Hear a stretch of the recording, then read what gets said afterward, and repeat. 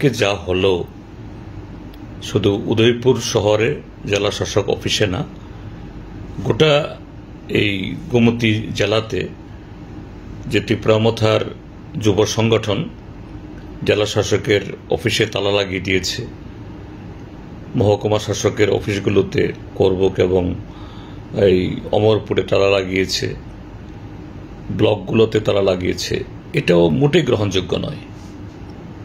এবং সেখানে আরও আশ্চর্যের হল যে কর্মরত পুলিশ সংখ্যায় ভালো সংখ্যক থাকা সত্ত্বেও তারা যারা এইভাবে আইন ভাঙছেন, আইন হাতে নিয়ে যখন গোটা ত্রিপুরাজ্য এই সাম্প্রতিক যে অতিবৃষ্টিতে নানা জায়গায় জলমগ্ন হয়ে গেছে, প্রাণ পোছাতে হবে এবং সেই জায়গাতে জেলা শাসক, মহকুমা শাসক, ব্লক প্রশাসন তাদের জরুরিভাবে নামতে হবে, সেই সময়েতে এইভাবে তাদের কাজকর্মে বাধা দেওয়া, এটা তো অত্যন্ত গর্হিত অন্যায়। তো আমি বলবো এই ঘটনা যে ত্রিপুরামথা এইভাবে ঘটালো, এটা মোটেই হওয়া উচিত ছিল না এবং এটা অবশ্যই এটাও নিন্দনীয়।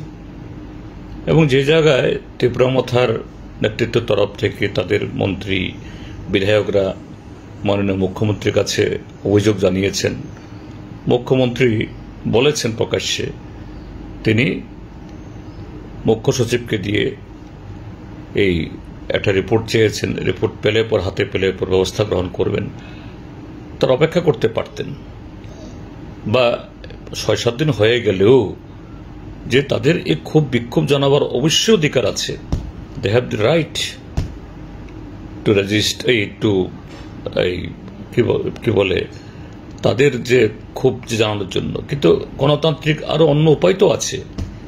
এইভাবে দিন দুপুরে অফিসে তালা মারা, এটা তো একটা খুব খারাপ নজির তৈরি হলো, bad precedence for the state.